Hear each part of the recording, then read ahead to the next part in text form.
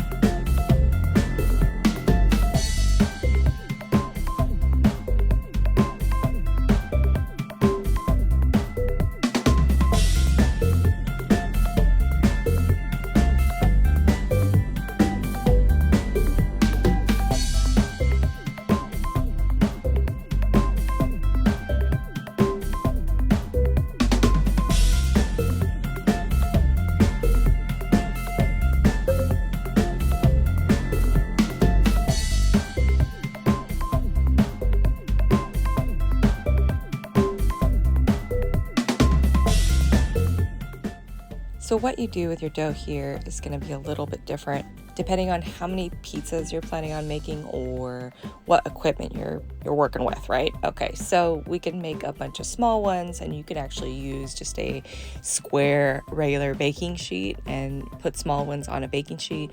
If you have round baking pans like this, then great. Just a side note, mine have holes in them, and the holes are great for making the pizza crispy even in the center of it, but it's really a pain in the butt to go around and make it a round thing because it keeps sticking through the holes. What you want to do, and it really doesn't matter about the shape, you can go as rustic as you want here, but you want it to be relatively the same thickness throughout the pizza, and you don't want to have any holes or thin parts. So keep spreading it, go into like a relative circle, right? And try and move the dough around so that it's one flat, consistent piece of dough. You don't want thicker parts. I'm not doing like a crust edge here. We're just doing rustic slabs of pizza dough.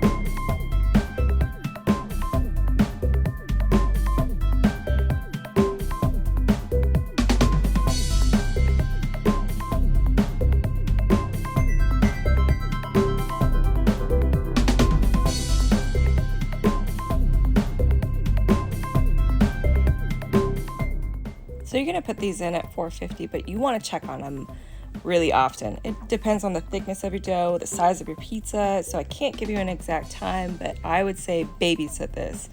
Take a spatula and kind of lift up the bottom of the dough, and if it looks like it's done or to the consistency that you like, then take it out.